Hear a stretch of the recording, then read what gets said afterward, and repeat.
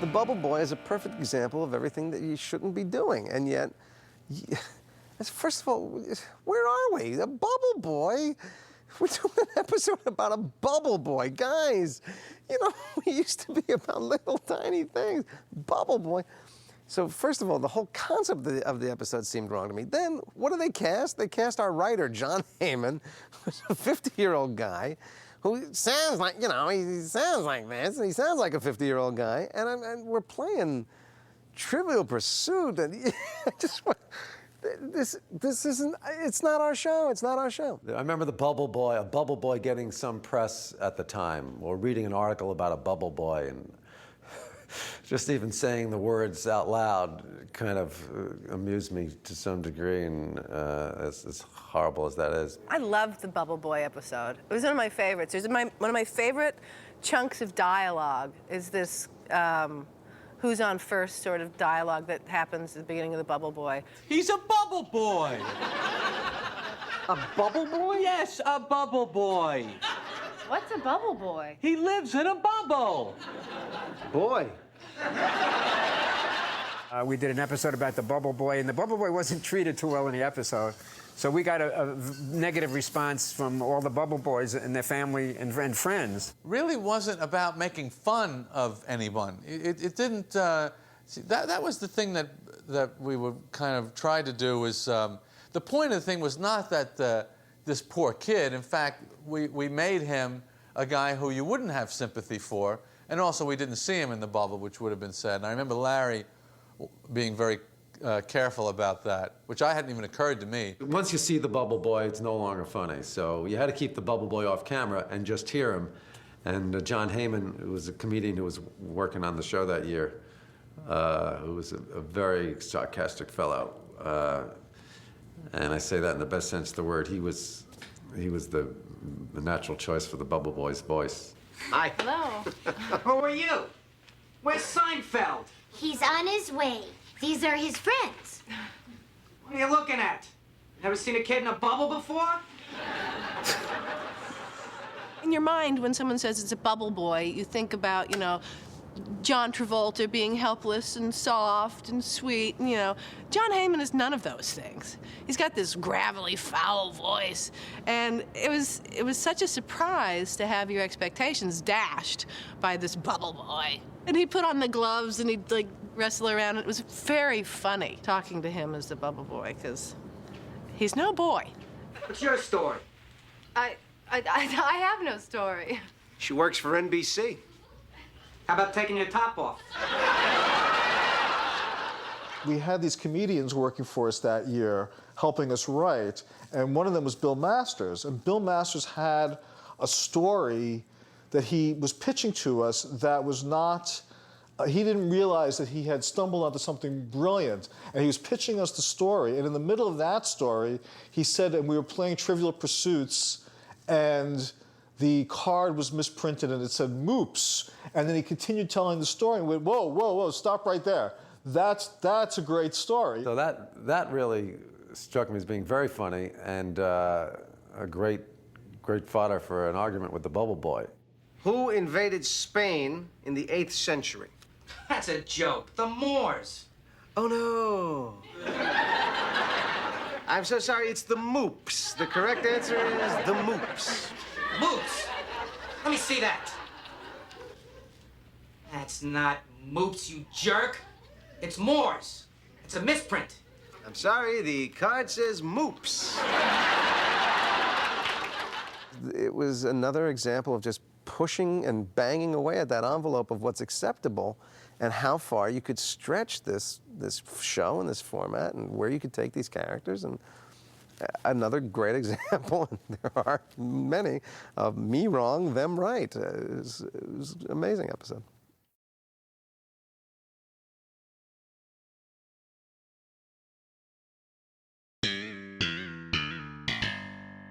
Susan's parents on Seinfeld were such an odd and cold couple. You could kind of understand where Susan came from. Because a lot of people ask me, well, why would Susan be with George? And most of the time I have absolutely no answer for them. But you know, when you put them in context to her family, then maybe it makes a little sense. It's a, you know, it's a nice little hub of dysfunction, so there's always room for another spoke. From John Cheever. Wow. Dear Henry, last night with you was bliss. I fear my orgasm has left me a cripple. I don't know how I shall ever get back to work. I love you madly, John. P.S. Loves the cabin. Give me that! Who told you to open it? Who's John? Who's John? John Cheever dead. You and John Cheever? Yes. Yes, he was the most wonderful person I've ever known. And I loved him deeply. In a way you could never understand. That's the joy of dysfunctional families, really. Dysfunctional families thrive on ignoring what's wrong. So, you know, you can have a homosexual relationship with John Cheever and cuddle up to your wife in a horse-drawn carriage a couple of years later and not really think about what's really going on in life. Can't believe you said that. What?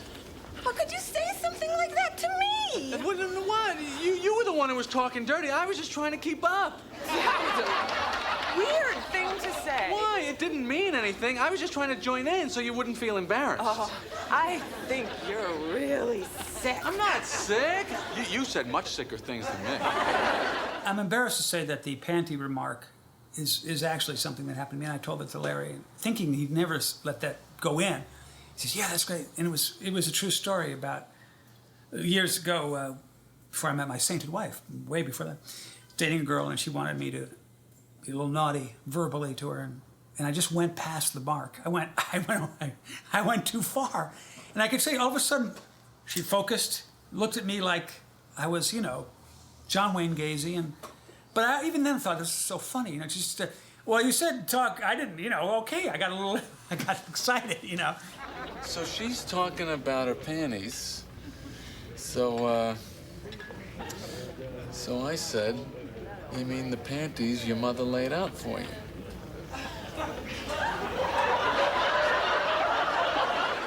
The panties your mother laid out for you? What does that mean? I don't know. I remember that the last scene in the Cheever letter is when I get to reveal the fact that I have known what Jerry said throughout the whole time, but no one's known that I've known. It was like being a magician with a huge monster toucan stuck up my sleeve. That's what it felt like. All right, look, we got to get back to work. We just had a big breakthrough here. Okay, I'll leave you two alone. Okay. Maybe I'll go visit my mother. She just bought me some new panties, and they're all laid out for me.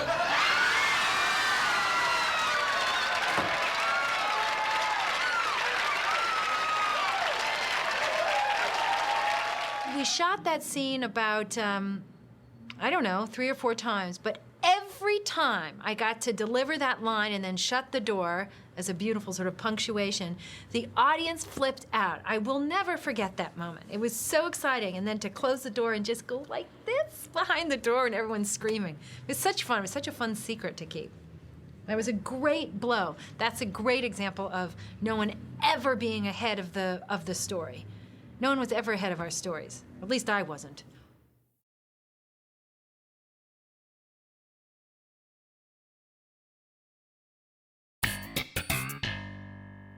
The opera episode, again, I like the idea of Pagliacci the clown. We had this Joe Davola character, and I started to kind of like formulate, again, I would just take elements that I found interesting and try to juxtapose them and see what would happen, you know. And I love the idea of the clown motif. I love the idea of Joe Davola becoming obsessed with Elaine, and the thing that really kind of got me excited was the idea of trying to parallel the opera and the episode. I did know that Larry named a lot of characters after people he knew, Lloyd Braun, Gavin Polone, the list goes on. However, I didn't know there was a crazy Joe Davola, and Jerry and I were at some NatP convention, and some guy comes up to me and goes, "Hey, Julia, I'm Joe Davola." And I had a little sort of heart-stopping moment thinking, ooh, this is getting strange. Because Crazy Joe Davola was sort of a weirdo, stalker, crazy guy. What is all this? Do you like it? My home is a shrine to you. Where did you get all these pictures? I took them myself with a telephoto lens. I developed them myself in my darkroom. Would you like to see? In the dark room? Oh, no thank you. Not right now. I'm a day person. And I remember going up to Jerry and saying, there's a guy here, he says his name is Joe Davola. And Jerry says, yeah, there's a real guy named Joe Davola. And then subsequently I got some sort of, and he must have registered that I was a little bit flipped, that he had approached me and said that was his name. And so then when we got back to LA from this convention, I got some sort of basket of muffins or flowers or something saying, love the real Joe Davola. I have to tell you, I was still a little flipped. There was an ongoing disposition of Kramer's where he was terrified of clowns.